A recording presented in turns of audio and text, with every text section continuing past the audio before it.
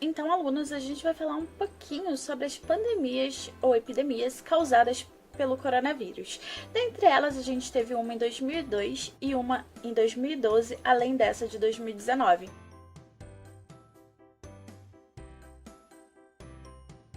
Vamos juntos?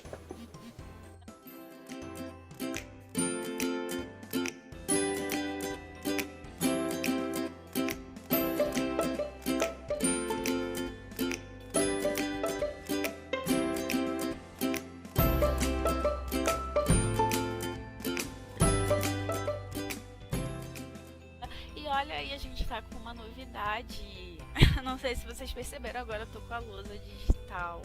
Tô bem feliz com isso e espero que vocês gostem, né, da aula nesse formato.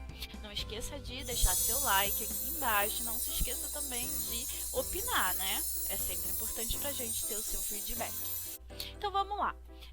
O tema de hoje é epidemiologia. Uou, consegui falar a palavra sem errar. É mesmo, é? Requer muito treinamento. Bom, mas afinal, você sabe o que é epidemiologia? Não! Não? Vamos ver juntos? Será que você sabe? Se você sabe, põe aqui no comentário que você sabe, ok? Ep significa sobre. Demi vem de demo, que significa população. E logia é o estudo sobre a população. Não, né, gente? Vai ser o estudo de determinada doença sobre a população. Então, quando a gente fala de epidemiologia, o que nos interessa, né? Nos interessa saber como aquela doença, ela se distribui e quais são as causas dela em uma determinada população. Então, percebe como isso é importante? Adorável. Quando a gente fala em corona, gente, vocês têm que lembrar que corona é um vírus.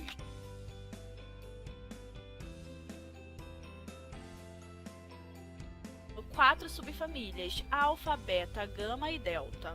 Aquela que interessa pra gente é a beta, tá? Então, quando a gente fala de coronavírus, aqueles que têm o potencial para infectar os humanos, eles vão ser o beta coronavírus.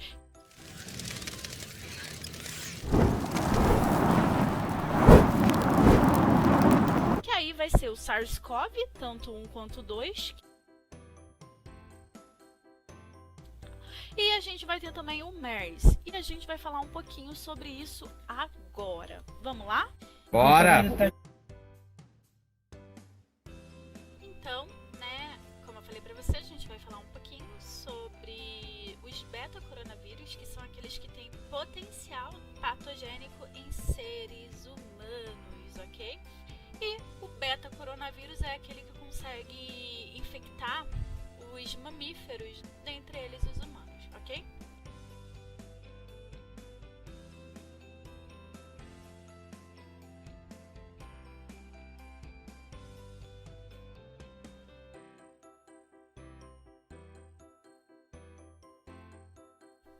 Gente, a gente tem aqui um morceguinho, tá? E por que eu coloquei um morceguinho? Isso que a gente vai falar agora tem muito a ver também com as pessoas que vêm questionando a origem do vírus. Ah, é de laboratório, ah, não é.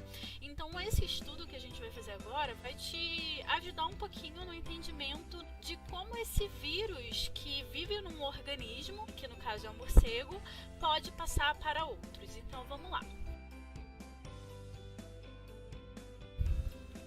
Como eu falei para vocês anteriormente, né? E se você não lembra, por favor, assista as outras aulas. Aqui eu tenho um coronavírus, e que ele ganha esse nome porque ele parece uma coroa dele. Os spikes dele lembram muito uma coroa.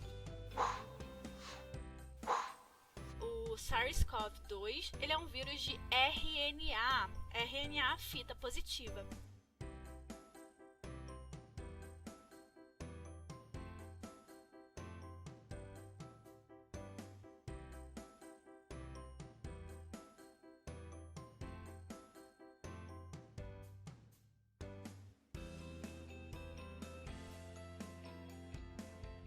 Os vírus de RNA, eles têm a capacidade de mutar muito mais quando comparados com o vírus de DNA.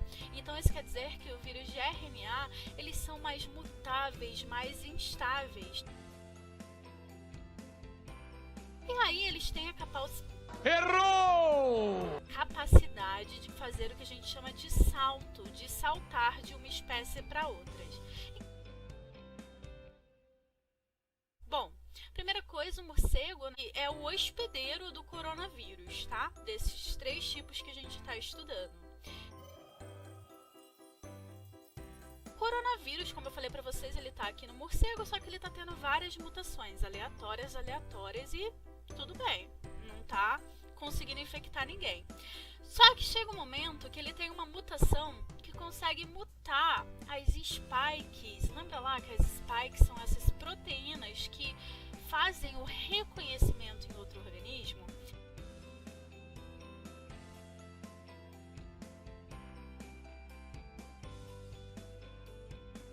Nesse momento que esse vírus ele mutou,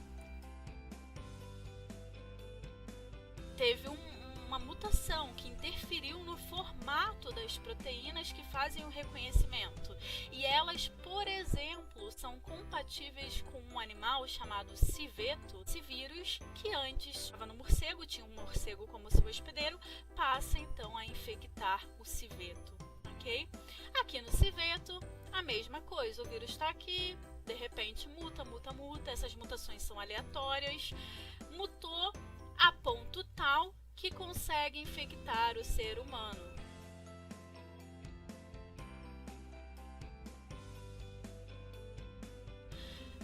Isso é muito importante, esse processo que a gente chama de salto.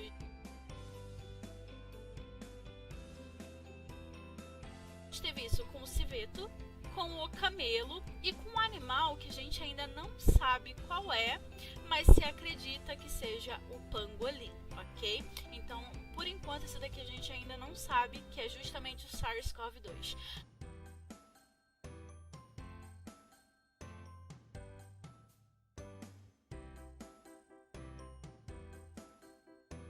Então, vamos voltar aqui para o caso do civeto. Tinha um morceguinho. Dentro do morceguinho tinha o coronavírus, beleza? O coronavírus mutou, conseguiu infectar o civeto. O coronavírus lá dentro do civeto mutou, até que conseguiu infectar o ser humano, ok? Isso aconteceu, gente, com o primeiro SARS, eu vou colocar aqui do lado, tá? Que foi o SARS-CoV. Hoje é conhecido como SARS-CoV-1, mas na época era só SARS-CoV porque não existia o 2, tá? O grupo SARS aconteceu em 2002 a 2003, tá? Então foi a primeira epidemia que a gente viu aí, foi lá na China que isso aconteceu. E olha qual foi o problema.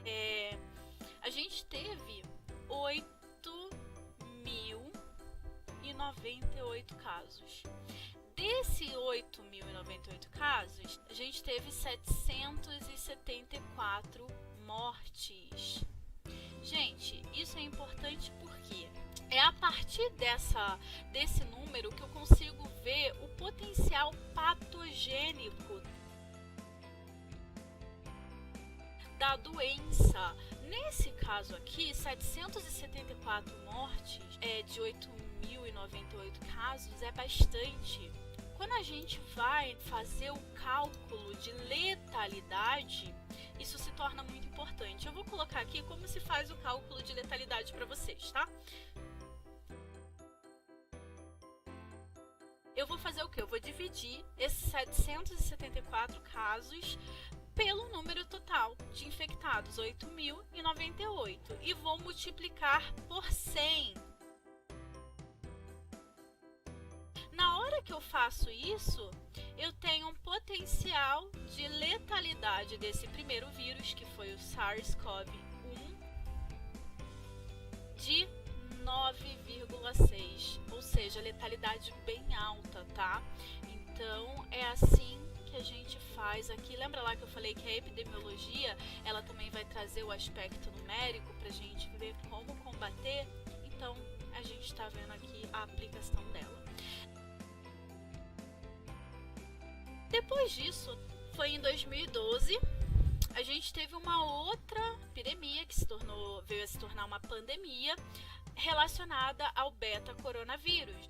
O vírus estava lá no morcego. Esse vírus que estava no morcego, o coronavírus estava no morcego, ele conseguiu saltar para o camelo, e do camelo, várias mutações, todo aquele processo que nós falamos, houve o salto para o ser humano. E aí, gente, a gente teve MERS-CoV, ou seja, também é um coronavírus, porque aconteceu ali no Oriente Médio, ok? Então a gente tinha ali o camelo como um dos hospedeiros e primeiro, antes de todos, o morcego. Como você pode ver, o morcego aqui tá nos 3 casos, beleza? E aí, gente, o MERS-CoV, nós tivemos 2.494 casos. Desses 2.494, 858 mortes.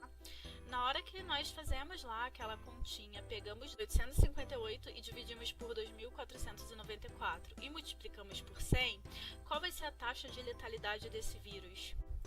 34,4%.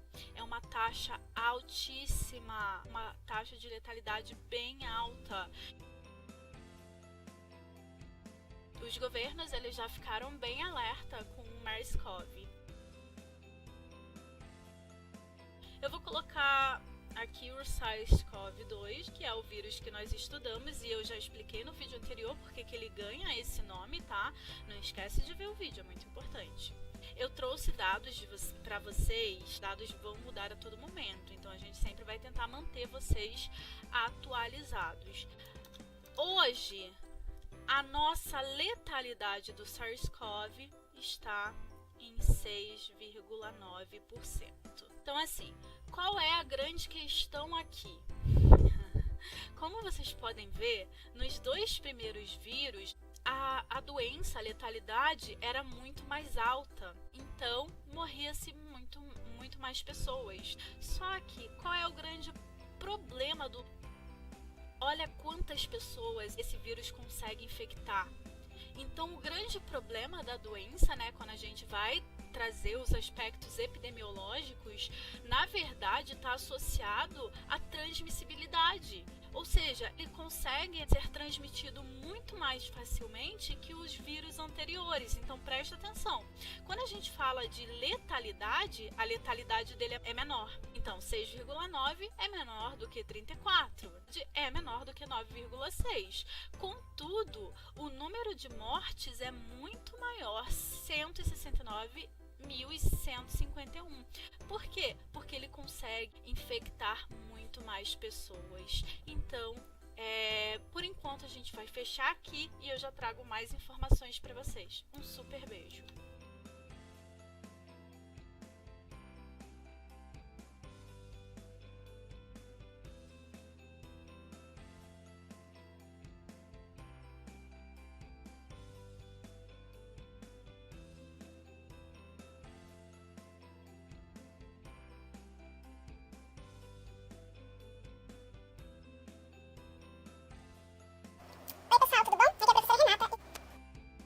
Então vamos lá. O vídeo de hoje é sobre epidemiologia.